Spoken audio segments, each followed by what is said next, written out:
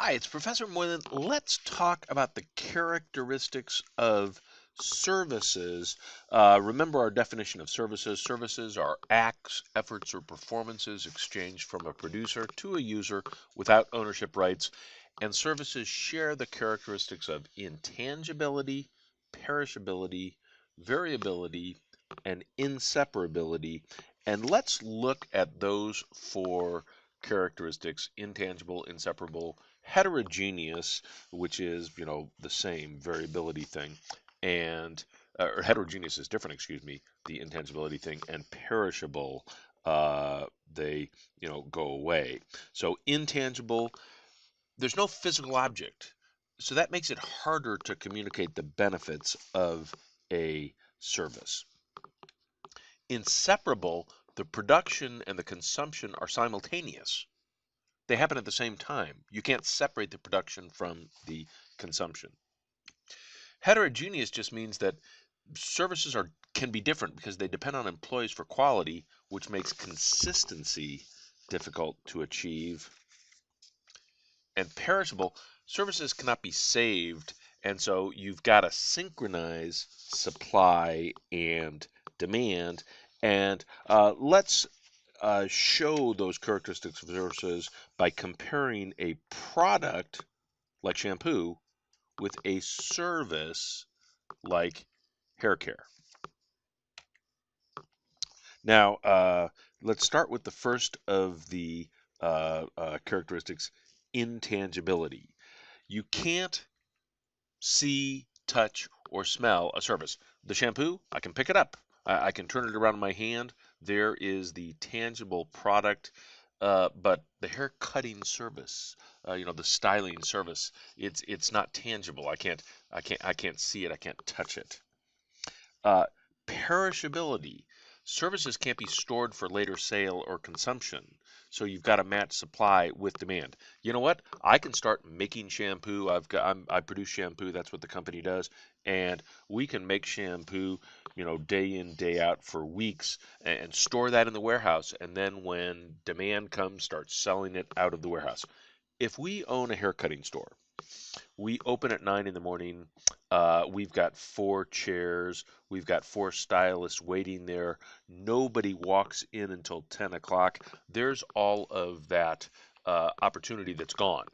If the average haircut takes 15 minutes and we've got 4 chairs, that means we can do 4 haircuts per hour per chair. We've got 4 chairs, so we've got capacity of 16 haircuts an hour. 9 o'clock to 10 o'clock, nobody comes in. We've just lost 16 units of opportunity, if you will. But shampoo, we can produce that shampoo and then sell it as demand picks up. That's why services need to adjust the supply with demand. Hey, we've got a haircutting store that has 4 chairs. We don't have 4 stylists on staff at 9 o'clock. We've got 1 stylist on staff. The other 3 chairs are empty because we know that there's not going to be a lot of traffic first thing in the morning. But all of those chairs are going to be staffed come 6 o'clock at night when we've got much greater demand.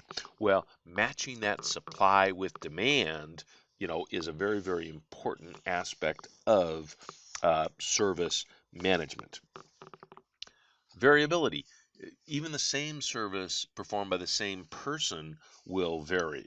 You know what? Because products like shampoo are made by machines for the most part, and those machines are very tightly calibrated. Basically, every bottle of shampoo is identical with every other bottle of shampoo because machines are basically making that. But services, those are being performed by humans, and humans, their quality varies. I don't know about you, but I don't ever get my hair cut early in the morning because I fear that maybe that stylist was out late the night before having a good time and maybe is not completely, 100% first thing in the morning. So I'll wait till later in the day when they've had a chance to, get more into the groove. There's no doubt about it. Service quality varies because it's done by people. Inseparability. It's impossible to separate the production of a service from its consumption. Often. Yeah, I mean, I have to be there when my hair is being cut. Now, I don't need to be there when my lawn is being serviced, when they're doing the landscaping and the mowing of the lawn, but of course the lawn needs to be there. If I use legal services, I certainly need to be in the same office with the lawyer while I'm getting the recommendations, the suggestion. Maybe I hire a lawyer to draw up a will or a contract.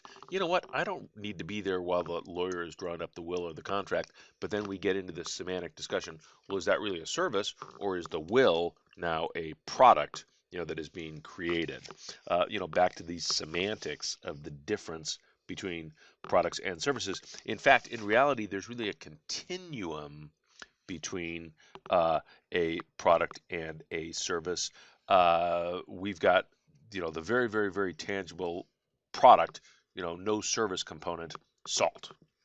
Or we've got the very, very, very intangible service, no product component, teaching.